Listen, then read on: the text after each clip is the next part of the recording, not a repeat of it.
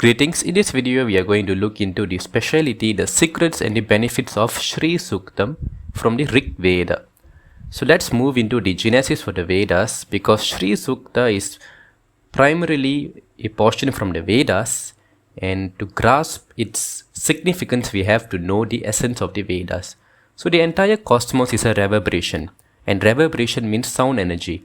This sound is the skeleton which gives the universe its structure.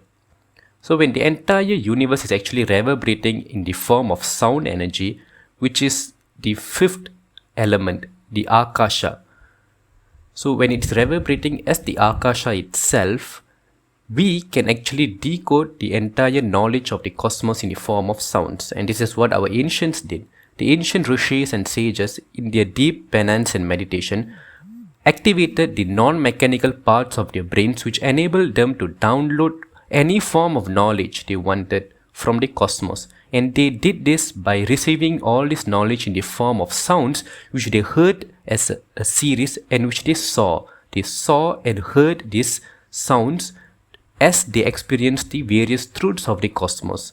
And then they recited and taught their disciples this sound structure as Vedas, as the mantras of the Vedas. Because in order to tune into the particular frequency in which you can download and experience the very truths conveyed in the Vedas, you have to imbibe yourself with the very mantras. This is why the Vedas are always learnt as a recitation and meditation. So that's a brief input, a brief explanation on the Vedas. So Shri Suktam is one such portion which was downloaded by our ancients, which serves as the truth of the cosmos. Now, if you notice, Shri Suktam is differently recited. The recitation varies according to Vedic schools and even professionals and Veda Pandits. At a general level, the Shri Suktam recitation across the nation, across the globe, sounds similar from different sources, but if we look at the detail of the swaras, or even pronunciations, or even the verses themselves, they tend to differ. Why is this so? This is something unusual to Vedas, because the Vedas have strict verses, strict swaras in which one must adhere to. As such, why is the Shri Suktam so unique in the sense that it has so many different versions to it? Now the reason is because Shri Sukta belongs to the Bashkala Shaakha. It is a branch of the Vedas which is extinct. Now, as mentioned earlier, we had an ocean of the Vedas. So many sages and rishis downloaded various parts of the truths of the cosmos and gave rise to an ocean of the Vedas. Veda Vyasa was the editor, was the compiler of the Vedas, who classified to make things more organized. He classified all this knowledge and gave them a structure. In that structure, he made many branches. There were many branches within the Vedas. So different portions of the Vedas belong to different branches, which we refer to as Shaakhas. And traditionally, one Brahmana family was associated to one particular Shaakha, and they learned the Veda mantras from that one particular Shaakha. In this way, the entire Vedas were preserved. This was a rather genius way of preserving the Vedas. However, as we know, over time, not every family adhered to the discipline of reciting and learning the Vedas. So many branches got extinct. So Shri Suktam belongs to one such branch of the Rig Veda which was extinct. So because of that, no one currently knows the exact way to recite the Shri Suktam. No one knows the exact way in which you should give the intonations to the recitation of Shri Suktam. This is why every school has its own unique way of recitation in regards to Shri Suktam. So this question was actually put forth to Bhagavan Shri Satya Sai Baba by Veda Narayan. So when they wanted to introduce Shri Suktam into the syllabus of Vedam in Puttaparthi, so the question was put forth, so which Shri Suktam should they follow, since there are so many versions? And Bhagavan Baba simply replied, you just recite the version that you know. So we take that as authority, and we maintain with the way of reciting the version of Shri Suktam that you know. Next, if you look at the verse which comes in Shri Suktam, Tam Padmini Mim Sharanamaham Prapadye Lakshmir Me Nashyatan Tvam Vrne. So if you notice, the verse is recited as Prapadye Lakshmir Me. Now this is because of the Avagraha Sandhi. Now there are many YouTubers who give false information in YouTube saying that the way in which Pandits and professionals recite, which I had just shown earlier, is a wrong method, because instead of a Lakshmir Me, they are reciting it as Lakshmir Me, which alters the meaning, which actually says that we drive Lakshmi away instead of saying we drive a Lakshmi away. Now this is a part of the Sandhi of the Vedas, and this is actually widespread across the Vedas, but this particular verse is made into an issue simply because it is relevant to wealth, and when it is wealth, people associate it with monetary value, and this is why it has grabbed attention of many. This is not a wrong verse. Let me give you an example. The famous verse Yo Pam Pushpam Veda follows an Avagraha Sandhi. It is Yo Apam Pushpam Veda, but because of the Avagraha Sandhi, the A in Apam is not explicitly chanted. Now the importance of Avagraha Sandhi is there to maintain the chandas of a particular verse. If you do not adhere to the Avagraha Sandhi, the chandas gets altered.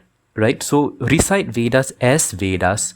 The meanings are still there. Do not worry. It is not that we blatantly remove the A from A Lakshmi, but rather we are just not explicitly reciting it. It is merged into the A in Prapadye. So it's that simple. Let me give you a very classical example of Avagraha Sandhi. Shivoham. The A in Aham is not explicitly chanted. Why? But I wonder, why is no one making an issue about the recitation of Shivoham or the recitation of verses in which the Avagraha Sandhi is there, which is widespread in the Vedas, simply because they do not have a monetary value or they do not have a relation to wealth.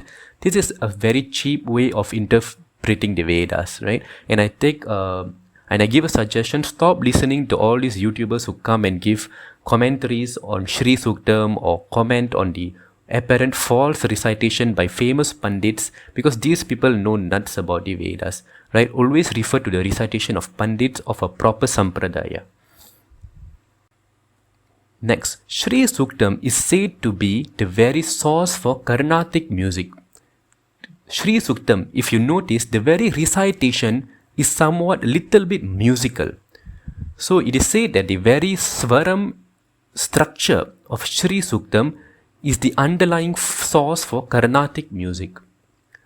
Next, it is even said that the sukta contains secret codes for alchemy, the science of converting low forms of metal like iron to gold.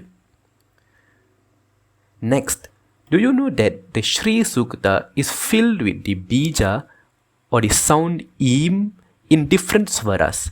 Now, the sound E itself is an expression of energy, Shakti. It is actually the very form of Devi. This is why we have all the bijas related to Devi ending with the sound Eem, whether it's Kleem, Khreem, Shreem. So that E is actually verily Shakti. This is why you have a lot of this sound in the Shri Suktam. For example, you look at one verse. Tam avaha jata vedo lakshmi manapagamini im. The im, all these E are recited in a particular swara, and this brings in the energy to Shri Suktam. A very good example would be a verse in relation to Devi Saraswati, which is found in the Taittiriya Samhita and also the Rig Veda. It comes as Prano Devi Saraswati Vajebhir Vajinivati. So Vajinivati, the literal meaning itself means energizing powers, the source of all.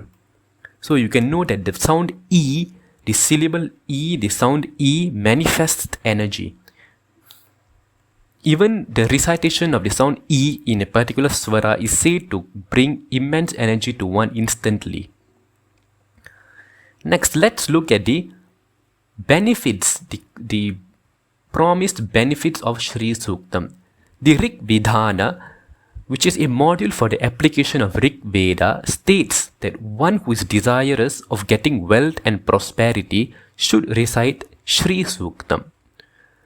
Now, the Shri Suktam is the very sound form of Mother Lakshmi. So, one who recites Shri Suktam will be granted all goodness and auspiciousness. They will be blessed with children and cattle. They will get delight, glory, wealth, grains, cattle, progeny. They will be granted a long life. They will have their lives removed of debts, ill health, poverty, sins, hunger, fear, sorrow, and mental agitations. They will be blessed with harmony, wealth, longevity, fame, and everlasting victory. When you recite Shri Suktam, when you imbibe the vibrations of Shri Suktam, the expression of an energy of Mahalakshmi flows and fills your space tremendously. This is why portions of the Shri Suktam are recited in almost all yajnas, weddings, Devi pujas, and any auspicious event. Shri Suktam will spike and bring abundance of radiance, wealth, prosperity, and knowledge into your life. Mother Lakshmi is the source and provider of wealth. Now, there are so many variations and expressions of wealth. For example, fame, knowledge, strength and courage, victory, good children, valor, gold and gross properties, grains in abundance, happiness, bliss, intelligence, beauty, inspiration, noble character, good health, long life. So all this comes under wealth. So when we say that Shri Suktam is a provider of wealth, it does not only mean that it provides you with monetary value. It provides you with all forms of wealth.